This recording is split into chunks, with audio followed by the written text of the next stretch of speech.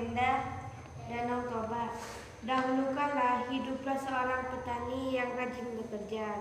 Setiap hari ia bekerja menggarap ladang. Pada suatu hari ia pergi ke sungai untuk memancing ikan. Saat memancing ia berdoa agar mendapatkan banyak ikan. Tidak lama kemudian kailnya bergerak. Petani sontak menarik kailnya. Petani tersebut mendapatkan ikan besar. Iya, berarti telaganya dikenal dengan nama Danau Toba. Danau Toba.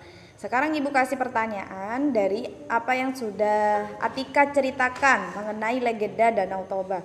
Yang lain duduk nanti Ibu yang panggil ya. Rian duduk. Sebutkan tokoh-tokoh yang terdapat dalam cerita. Seorang petani dan putri dari seekor ikan. Petani sama putri aja. Dengan anak lakinya. Dengan anak lakinya. Laki-laki. Ya, dengan buah hatinya. Terus, di mana petani mendapatkan ikan yang besar dan sangat cantik? Di sungai. Sungai apa?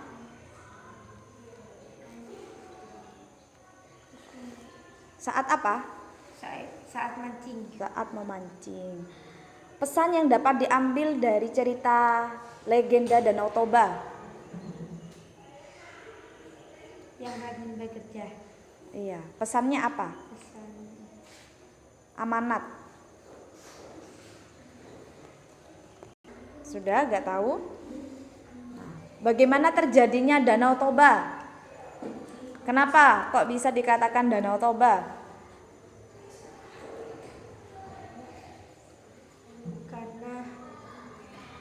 Karena ya gak tahu ya, boleh duduk. Ya.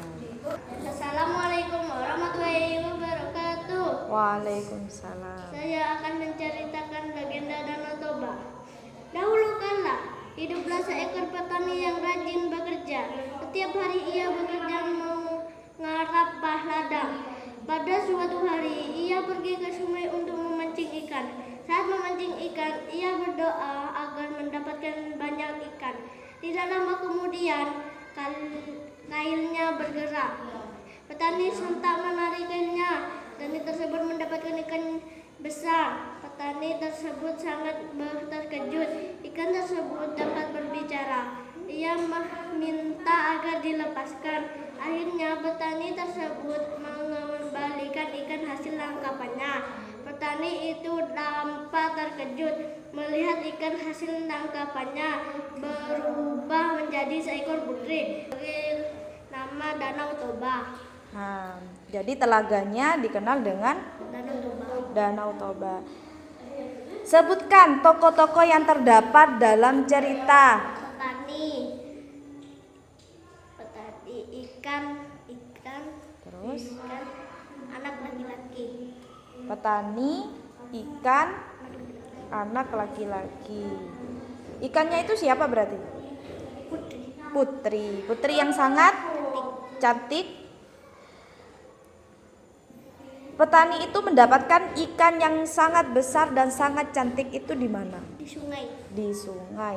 Pesan yang dapat diambil dari cerita legenda Danau Toba. Kita tidak boleh memakan bukan punya kita sendiri. Ya. Bekalnya untuk siapa? Untuk ayah. Ayah. Nah, kenapa kok terjadi Danau Toba? Kok bisa dikatakan Danau Toba? Karena ayahnya mengucapkan dasar anak ikan. Ya, terus?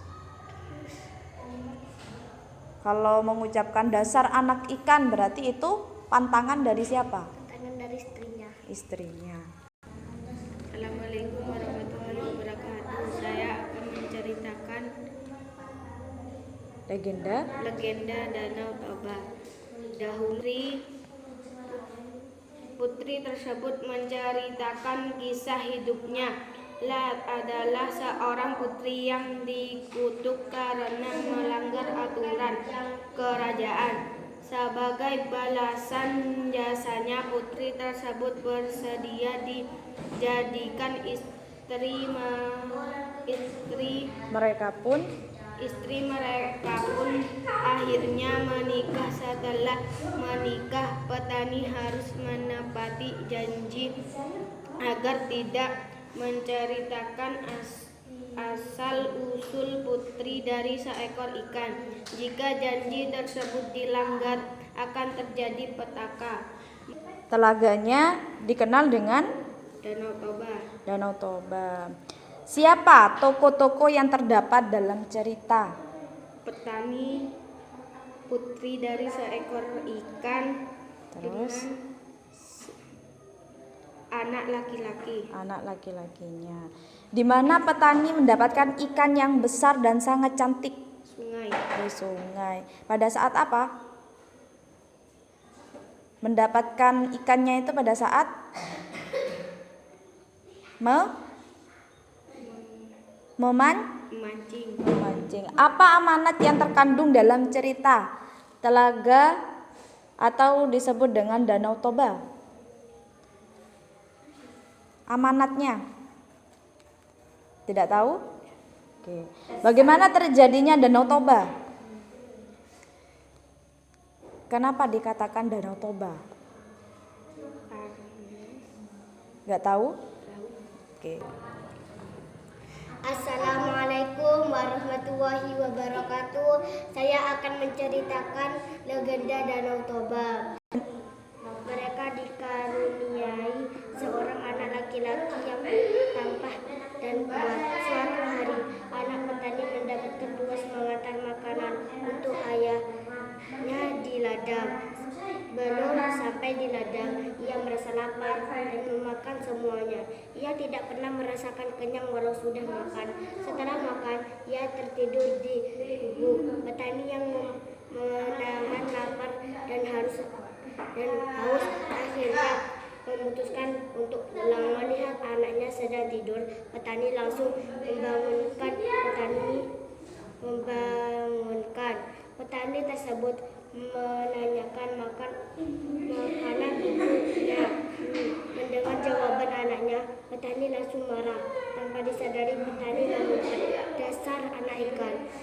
Kalimat tersebut merupakan kalimat pantangan dari istrinya.